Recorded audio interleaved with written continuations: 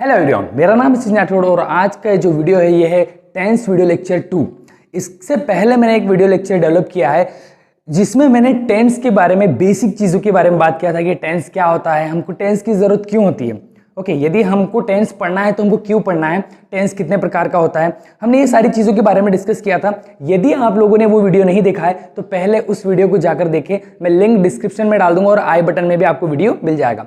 आज का जो हमारा वीडियो है, इस वीडियो में हम और एक बेसिक कॉन्सेप्ट के बारे में बहुत ही अच्छी तरीके से समझने की कोशिश करेंगे, क्योंकि बेसिक चीज़ें हम लोग स्किप कर देते हैं, इस कारण से हम लोगों को समझ में नहीं आता है। बेसिक कॉन्सेप्ट ही एक हमारा बेस है, ये फाउंडेशन बिल्डअप करता है। यदि आपका फाउंडेशन, आपका बेसिक कॉन्सेप्ट क्लियर नहीं है तो आप टेंस को अच्छी तरीके से नहीं समझ पाएंगे। ये हमारा टेंस का वीडियो लेक्चर 2 है। इसमें हम लोग समझेंगे कि कोई भी सेंटेंस यदि बनता है तो वो किन चीज़ों से मिलकर बना होता है। मैंने लास्ट टाइम आपको बताया था, हम बात करते हैं यदि, तो हम जब भी बातें करते हैं किससे, तो सेंटेंसेस में बात करते हैं, हम वाक्यों में बातें करते हैं एक दूसरे से। सो इन्हीं वाक्यों को हमको इंग्लिश में बदलना सीखना है, हमको इन्हीं को, हिंदी सेंटेंसेस को इंग्लिश में ट्रांसलेट करना आना चाहिए। यही चीज़ तो हम सीख रहे हैं। सो टेंस हमको क्या करता है, टेंस हमको हेल्प करता है किसी भी हिंदी सेंटेंस को जिसमें क्रिया है उसको इंग्लिश में बदलने के लिए हमको हेल्प करता है। सो आज की वीडियो में हम समझेंगे कि कोई भी सेंटेंस यदि है हमारे सामने हिंदी का, तो वो 3 चीजों से मिलकर बना होता है। उन 3 चीजों के बारे में आज हम डिटेल में जानेंगे। सो बोर्ड पर आप लोगों को दिख रहा होगा, मैंने लिखा हुआ है 2 फॉर्मूले लिखे हुए हैं हमारे सामने। पहला फॉर्मूला है subject plus object plus verb. ये जो फॉर्मूला है वो है हिंदी का, और नेक्स्ट फॉर्मूला हमारे पास है subject plus verb plus object, ये है इंग्लिश का। होता क्या है कि हम लोग जब भी किसी सेंटेंस, हिंदी सेंटेंस को ट्रांसलेट करते हैं तो हमको हिंदी टू इंग्लिश ट्रांसलेट करना है, तो हमको इंग्लिश के फॉर्मूले की जरूरत पड़ेगी। हम टेंस में बहुत सारे फॉर्मूले सीखेंगे जिन फॉर्मूलों की हेल्प से हम लोग हिंदी के किसी भी सेंटेंस को इंग्लिश में ट्रांसलेट कर सकें। सो इसीलिए यहां पर मैंने 2 फॉर्मूले लिखे हैं, एक होता है हिंदी का फॉर्मूला और एक इंग्लिश, और यहां पर हम इंग्लिश में ट्रांसलेट करना सीख रहे हैं।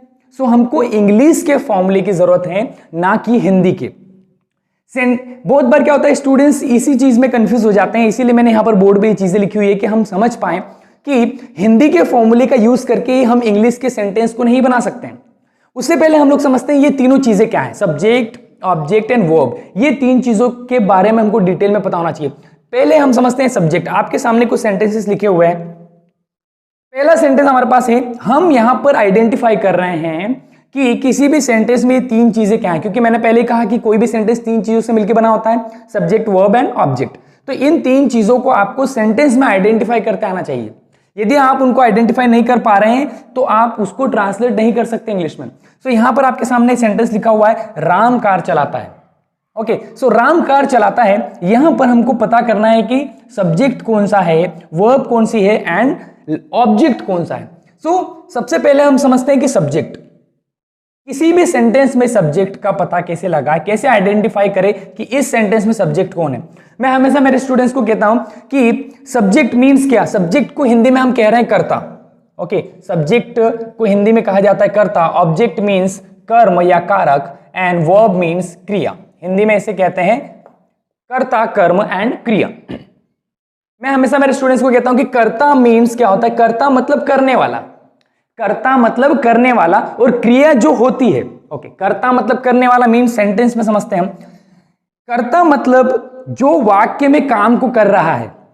ओके, जो वाक्य है हमारे पास, सेंटेंस है, उस वाक्य में जो काम हो रहा है उस काम को करने वाला, उस काम को करने वाला कौन है, वो होता है सब्जेक्ट। यहां पर राम कार चलाता है, कौन सा काम हो रहा है, चलाने का काम हो रहा है। ओके, चलाने का काम करने वाला कौन है, राम। यहां पर काम कौन कर रहा है, राम कर रहा है। तो इसीलिए मैंने कहा कि कर्ता मतलब करने वाला। यहां पर काम को करने वाला कौन है, राम। तो राम हमारा कौन हो गया, सब्जेक्ट। सिंपल, इस तरीके से हमको आइडेंटिफाई करना है। हर सेंटेंस में, टेंस का कोई भी सेंटेंस होगा उसमें सब्जेक्ट होगा ही होगा, क्रिया होगी, और ऑब्जेक्ट हो सकता है और नहीं भी हो सकता है। आगे हम समझेंगे, लेकिन अभी हम समझ रहे हैं कि सब्जेक्ट, ऑब्जेक्ट और वर्ब को कैसे आइडेंटिफाई कर। हमने समझा अभी कि सब्जेक्ट किस तरीके से आइडेंटिफाई होता है। सब्जेक्ट मींस जो काम को करने वाला है, जो काम को कर रहा है। सेकेंड सेंटेंस को लेते हैं, राज स्कूल जा रहा था। ओके, पास्ट टेंस का वाक्य है। लास्ट वीडियो लेक्चर में हमने समझा था कि किस तरीके से सेंटेंस को पहचानते हैं, कौन से टेंस का। यहां पर काम कौन सा हो रहा है? जाने का काम हो रहा है। ओके, जाने का काम हो रहा है। जाने का काम कर कौन रहा है? काम को कम कर कौन रहा है? यहां पर राज जो है जाने के काम को करने वाला है और इसीलिए हम राज को कह देंगे subject. As it is last sentence हमारे पास राज क्रिकेट खेलेगा। ओके, राज क्रिकेट खेलेगा, फ्यूचर का यहां पर सेंटेंस हमारे पास। राज यहां खेलने का काम हो रहा है, खेलने का काम कौन कर रहा है? राज कर रहा है, करने वाला कौन है? राज। तो यहां सब्जेक्ट इस तरीके से हमने आइडेंटिफाई किया। तो जो सेंटेंस में काम को करता है, जो सेंटेंस में काम को कर रहा है, उसी को हम कहते हैं सब्जेक्ट। नेक्स्ट वन हमारे पास है वर्ब। वर्ब को समझते हैं, वर्ब क्या है? वर्ब क्रिया जो होती है, जो हो रहा है। सिंपल, इस वाक्य में क्या हो रहा है? राम के द्वारा चलाने का काम हो रहा है, तो चलाना हमारी वर्ब है। ओके, क्योंकि चलाने की यहां पर क्रिया कौन सी हो रही है? चलाने की क्रिया हो रही है, तो चलाना हमारे लिए हमारा क्या हो गया? वर्ब। क्योंकि इस क्रिया को करने वाला कौन है? राम, वो कौन हो गया? सब्जेक्ट। उसी तरीके से सेकंड, यहां पर जाने की क्रिया हो रही है। सेकंड सेंटेंस, राज स्कूल जा रहा था, जाने का काम हो रहा है सब्जेक्ट के द्वारा, तो जाना क्या हो गई? हमारी क्रिया हो गई। लास्ट वन इज खेलेगा। खेलना, खेलना मीन्स प्ले। यहां पर खेलने की क्रिया हो रही है और करने वाला हमारा सब्जेक्ट कौन है? राज। तो इस तरीके से हम सब्जेक्ट और वर्ब को आइडेंटिफाई करते हैं। एक बार मैं आप लोगों को और सिंपल वे में बताता हूं कि कोई भी सेंटेंस यदि हो रहा है, टेंस का वाक्य कौन सा होगा? जिसमें क्रिया होगी। यदि क्रिया है किसी सेंटेंस में, कोई काम हो रहा है, मीन्स वो टेंस का वाक्य, और क्रिया यदि हो रही है तो उस क्रिया को कर कोई रहा होगा, और जो करने वाला होगा क्रिया को, उसी को हम कह रहे हैं सब्जेक्ट। और जो क्रिया हो रही है, जैसे यहां पर चलाना, यहां पर जाना, यहां पर खेलना, ये सब क्या है? क्रियाएं। Last one object. ऑब्जेक्ट को कैसे पहचाने? ऑब्जेक्ट की डेफिनेशन, जिसके ऊपर या जिसके लिए कार्य किया जाता है उसको कहते हैं ऑब्जेक्ट। सेकंड हमारी डेफिनेशन इस तरीके से हो सकती है ऑब्जेक्ट की, कि सब्जेक्ट के द्वारा जो क्रिया हो रही है उसका प्रभाव जिसके ऊपर पड़ता है उसको हम कहते हैं ऑब्जेक्ट। जैसे हम सेंटेंस में समझे, राम के द्वारा चलाने की क्रिया हो रही है और इस चलाने का प्रभाव किस पे पड़ रहा है? यहां पर इसका प्रभाव पड़ रहा है कार पर, तो कार हमारा क्या हो गया? ऑब्जेक्ट। या जिसके लिए या जिसके ऊपर कार्य किया जाए, राम के द्वारा किसके लिए कार्य किया जा रहा है? किसके ऊपर कार्य किया जा रहा है? कार के ऊपर। हाँ, कार के ऊपर बैठकर नहीं चला रहा है, वो कार के अंदर ही बैठकर चला रहा है, लेकिन काम किसके ऊपर हो रहा है? कार के ऊपर। ओके, फाइनल यदि बहुत सारे स्टूडेंट्स को नहीं समझ में आ रहा है इस चीज के बारे में कि सर ऑब्जेक्ट कैसे पहचाने, तो सिंपल एक और ट्रिक। सब्जेक्ट पहचान लिया आपने, वर्ब पहचान लिया आपने, तो बचा कुचा जो भी होगा वो क्या कहलाएगा? हमारा ऑब्जेक्ट। सब्जेक्ट पहचान लो, सब्जेक्ट आइडेंटिफाई कर लिया, ऑब्जेक्ट आइडेंटिफाई कर लिया, बाकी जो बचा कुचा होगा वो हमारा क्या कहला जाएगा? ऑब्जेक्ट कहलाएगा। इसी तरीके से यहां पर किसके ऊपर काम हो रहा है? स्कूल के ऊपर जाने का काम हो रहा है, तो स्कूल हमारा ऑब्जेक्ट हो गया। उसी तरीके से क्रिकेट के ऊपर या खेलने का प्रभाव क्रिकेट पे पड़ रहा है, तो ये हमारा ऑब्जेक्ट हो गया। या सिंपल वे में कहे, सब्जेक्ट राज है, खेलना क्रिया है, वर्ब है, तो बचा कुचा क्रिकेट हमारा क्या हो गया? ऑब्जेक्ट हो गया। तो आई होप फ्रेंड्स आप लोग समझ पा रहे होंगे कि सब्जेक्ट को, वर्ब को और ऑब्जेक्ट को किस तरीके से किसी भी सेंटेंस में आइडेंटिफाई किया जाता है। अब सर क्यों आइडेंटिफाई करना है, ये आगे हम जब बढ़ेंगे टेंस में तो आपको समझ में आएगा कि ये कितना इंपॉर्टेंट है। कि यदि आपको नहीं पता है कि किसी सेंटेंस में सब्जेक्ट क्या होता है, वर्ब क्या होती है, ऑब्जेक्ट क्या होता है, तो आप सेंटेंस को ट्रांसलेट नहीं कर पाएंगे इंग्लिश में। ये हमारा सब्जेक्ट, वर्ब एंड ऑब्जेक्ट, किसी सेंटेंस में किस तरीके से इसको आइडेंटिफाई करना है। ओके, अब हम वन बाय वन ये तीनों चीजों को डिटेल में समझेंगे कि सब्जेक्ट क्या है, वर्ब क्या है एंड ऑब्जेक्ट क्या है। अभी हम लोगों ने सेंटेंस में इन तीनों चीजों को आइडेंटिफाई करना सीखा, अब इनको तीनों को हम डिटेल में समझेंगे कि ये तीन क्या होते हैं। ओके फ्रेंड्स, अब हम समझेंगे कि सब्जेक्ट क्या होता है। इसको डिटेल में समझना बहुत ज्यादा इंपॉर्टेंट है। हमको नहीं पता होता है बहुत बार कि जैसे हम I, you, we, they, he, she, it, name, हम इन चीजों के बारे में हमको पता है कि ये सब्जेक्ट होते हैं, लेकिन हमको इसके बारे में डिटेल में नहीं पता होता। इस कारण से हम टेंस में सही तरीके से सेंटेंस को ट्रांसलेट नहीं कर पाते हैं। हमको सब्जेक्ट के बारे में डिटेल में पता होना चाहिए, अदरवाइज हम क्या करेंगे, सेंटेंस में सही सब्जेक्ट को लगाकर उसको इंग्लिश में ट्रांसलेट नहीं कर पाएंगे। सो फ्रेंड्स, आज हम और समझेंगे सब्जेक्ट के बारे में। सब्जेक्ट मीन्स कर्ता, जैसे थोड़ी देर पहले हमने समझा कि किस तरीके से किसी सेंटेंस में सब्जेक्ट को पहचानना है। अब यहां पर हम समझते हैं सब्जेक्ट क्या कितने प्रकार का होता है। तो सब्जेक्ट जो है दो प्रकार के हैं, सिंगुलर और प्लूरल, मीन्स एक वचन और बहुवचन। यहां पर आपके सामने लिखा हुआ है पर्सन, मीन्स पहला है फर्स्ट पर्सन, दूसरा है सेकंड पर्सन, तीसरा है थर्ड पर्सन। और यहां पर आपको दिख रहा होगा हर एक में कुछ ना कुछ हमने सब्जेक्ट्स को पुट किया है, डाला हुआ है। I, we, you, he, she, it, name, this, that, those, they, ये सारे सब्जेक्ट्स हैं। हमारे पास सिंगुलर सब्जेक्ट्स का अलग कॉलम है, प्लूरल सब्जेक्ट्स का अलग है, एक वचन बहुवचन अलग अलग हमारे पास लिखे हुए हैं। यहां पर ये चीजें तो बहुत सारे स्टूडेंट्स को समझ में आ गई होगी, उनको पता है कि ये क्या होता है कि आई मीन्स मैं एक सब्जेक्ट है, वी मीन्स हम एक सब्जेक्ट हैं। लेकिन ये वाला जो हमारे सामने कॉलम है, first person, second person, third person, ये हम लोगों को नहीं समझ में आता है। मैंने एक पहले भी वीडियो लेक्चर डेवलप किया हुआ है, यदि आप उसको देखना चाहते तो मैं लिंक डाल दूंगा। First person, second person, third person के बारे में मैं पहले वीडियो बना चुका हूं, लेकिन आज हम और थोड़ा सा समझेंगे किस तरीके से हम सब्जेक्ट्स को पहचान सकते हैं कि सिंगुलर है या प्लूरल है या फर्स्ट पर्सन है, सेकंड पर्सन या थर्ड पर्सन है। सबसे पहले हमको समझना होगा ये पर्सन्स के बारे में, क्यों लिखा हुआ है पर्सन, और पर्सन किस तरीके से आइडेंटिफाई करें हम कि कौन सा पर्सन का कौन सा सिंगुलर या प्लूरल सब्जेक्ट है। तो यहां पर 3 पर्सन है हमारे पास, first person, second person, third person. Okay, इसको थोड़ा सा समझते हैं। फर्स्ट पर्सन मीन्स कि मैं यदि बोल रहा हूं, जो बोलने वाला होता है उसको बोलते हैं फर्स्ट पर्सन। ओके, जैसे फॉर एग्जांपल अभी मैं बोल रहा हूं, आप लोगों से बात कर रहा हूं, तो मैं बोलने वाला फर्स्ट पर्सन कौन हो गया, यहां पर फर्स्ट पर्सन हो गया। और जो सुनता है, ओके, यदि मेरी बात आप लोग सुन रहे हैं तो आप कौन हो गए, सेकेंड पर्सन हो गए। ओके, थर्ड पर्सन क्या होता है, third person means first person और सेकेंड पर्सन मिलकर जो थर्ड पर्सन की बातें कर रहे हैं, थर्ड पर्सन के बारे में बात कर रहे हैं, वो हो गया हमारा थर्ड पर्सन। फॉर एग्जाम्पल जैसे मैं और मेरा फ्रेंड बात कर रहे हैं एक दूसरे से, सो मैं बोल रहा हूं से तो मैं फर्स्ट पर्सन हो गया, मेरा फ्रेंड जो है वो सुन रहा है, सो सुनने वाला कौन हो गया, सेकेंड पर्सन। अब हम दोनों लोग मिलकर राम की बात कर रहे हैं, हम लोग बात कर रहे हैं कि राम पढ़ाई नहीं करता है या राम ईमानदार लड़का नहीं है। तो यहां पर हमने क्या बात की, दो लोगों ने मिलकर थर्ड पार्टी के बारे में बात किया, थर्ड पर्सन के बारे में बात की, तो उसे कह रहे हैं हम थर्ड पर्सन।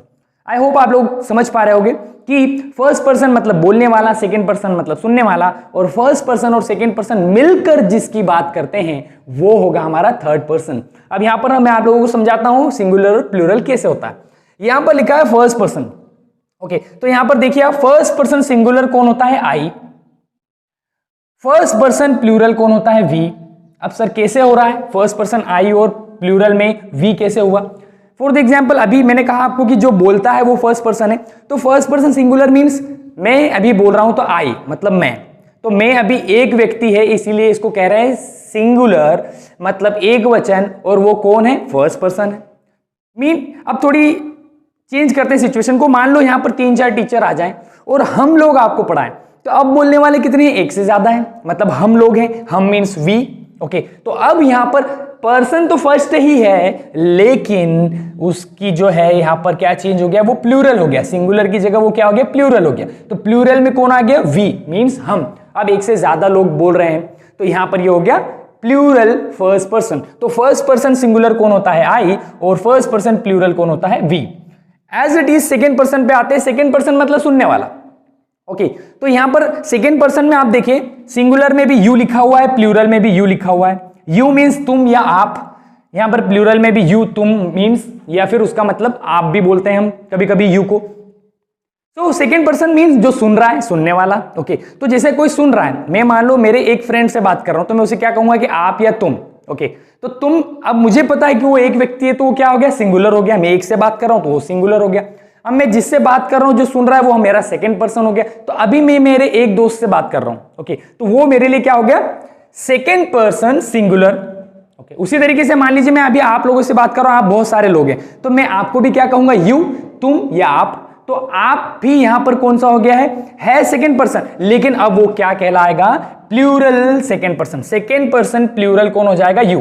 तो यहां पर दोनों ही जगह हम यू का यूज करते हैं। यहां पर स्टूडेंट्स कंफ्यूज होते हैं कि सर हमको कैसे पता चलेगा कि वो एक वचन है या बहुवचन है, क्योंकि दोनों के लिए यू का यूज हो रहा है। अरे तो भैया आप लोगों को पता होगा ना कि आप एक से बात कर रहे हैं कि एक से ज्यादा से। ओके, दोनों कंडीशन में हमको यू का यूज करना है, हमको समझ में आ जाएगा कि वो एक है या एक से ज्यादा है।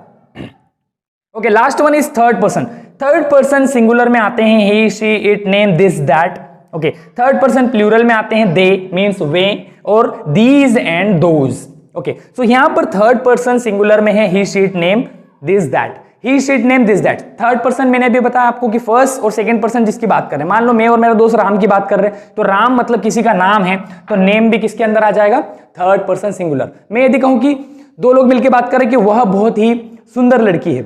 ओके, तो यहां पर क्या हो गया कि वो भी शी के बारे में बात कर रहे हैं, हम किसी थर्ड पार्टी के बारे में बात कर रहे हैं, कोई वस्तु के बारे में बात कर रहे हैं तो इट, दिस या दैट। तो यहां पर this, that, it, he, is, name, he, she, it, name, this, that, ये क्या है? सिंगुलर है, सिंगुलर थर्ड पर्सन है। सो थर्ड पर्सन सिंगुलर में he, she, it, name, this, that आएगा। प्लूरल मतलब मैं यदि किसी मेरे फ्रेंड से बात कर रहा हूं कि वो लोग पिकनिक पर जा रहे हैं या वे लोग पिकनिक पर जा रहे हैं, तो मैं यहां पर एक से ज्यादा की बात कर रहा हूं, पर बात तो थर्ड पार्टी की कर रहा हूं, थर्ड पर्सन की कर रहा हूं। तो यहां पर थर्ड पर्सन प्लूरल में कौन आ जाएगा? दे। और दीज और दोज जो है वो दिस और दैट का ही प्लूरल वर्जन होता है, प्लूरल होता है।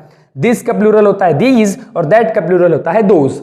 सो आई होप आप लोगों को समझ में आया होगा कि सब्जेक्ट क्या होता है। सब्जेक्ट दो प्रकार के होते हैं, सिंगुलर एंड प्लूरल।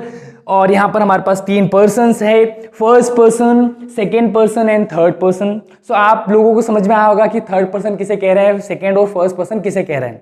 सो ये हमको आगे चलकर टेंस में बहुत ज्यादा यूज में आने वाले, हमको इनकी ही हेल्प लेकर सेंटेंसेस को बनाना पड़ेगा। और आप लोगों को पता होना चाहिए कि यदि आपने किसी का नाम लिखा, फॉर एग्जाम्पल मैं कह रहा हूं कि राम बाजार जा रहा है, ओके, तो यहां पर राम कौन है? हमारा सब्जेक्ट है। ओके, क्योंकि जाने का काम करने वाला कौन है? राम। तो राम सब्जेक्ट है, तो यहां पर सब्जेक्ट कौन सा है आपको पता होना चाहिए। तो राम कौन सा सब्जेक्ट हुआ हमारा? Third person singular. ये देखिए नेम लिखा है, थर्ड पर्सन सिंगुलर होता है हमारा राम। तो इसी तरीके से हमको सेंटेंस में सब्जेक्ट के बारे में इस चार्ट की हेल्प से पता लगाना पड़ेगा कि वो first person, second person, third person, singular या प्लूरल है। आई होप आप लोगों को समझ में आया होगा। ओके फ्रेंड्स, अब हम समझेंगे वर्ब को डिटेल में। तो मैं आप लोगों को बता दूं कि वर्ब्स जो है उसके 4 फॉर्म्स होते हैं और वर्ब के प्रकार मींस टाइप जो है उसके 2 होते हैं। वर्ब के रूप 4 होते हैं और उसके प्रकार 2 होते हैं।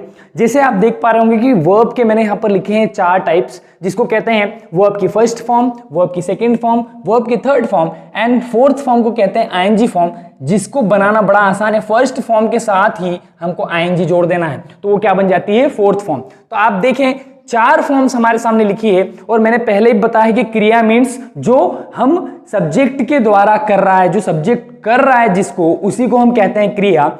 अब यहां पर वर्ब को यदि पहचानने में डिफिकल्टी होती है, बहुत सारे स्टूडेंट्स बोलते हैं सर वर्ब कैसे पहचाने हिंदी में। सो हिंदी में पहचानने का तरीका, जब भी किसी भी हिंदी के शब्द में लास्ट में ना आ जाए, ओके, ना आ गया, यदि किसी भी वर्ब किसी भी हिंदी के वर्ड में लास्ट में ना आ गया, वो हमारी होगी क्रिया, वर्ब होगी। जैसे जाना, बोलना, देखना, उठना, हंसना, रोना, गाना, महसूस करना, सोचना, देखना, पढ़ना, लिखना, है ना, ये सारी क्या है? क्रियाएं हैं। ओके, सो यहां पर वर्ब की फर्स्ट फॉर्म मैंने एक क्रिया लिखी हुई है, जैसे देखिए आप गो, गो मीन्स हिंदी में जाना।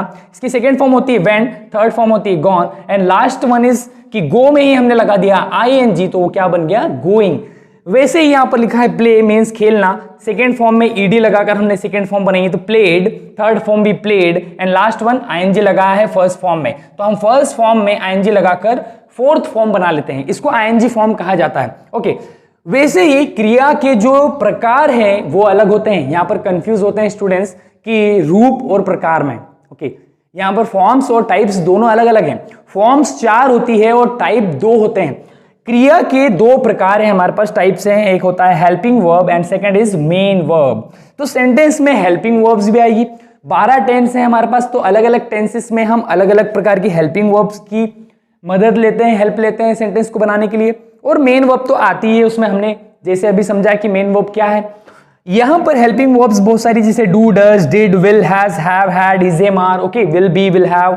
वैसे ही मेन वर्ब किसे कह रहे हैं? इसी को जो हमने अभी रूप पढ़े उसी के अंदर हम कह रहे हैं उनको मेन वर्ब, जो मुख्य काम करे। सेंटेंस में यदि क्रिया नहीं होगी तो वो टेंस का वाक्य नहीं कहलाएगा।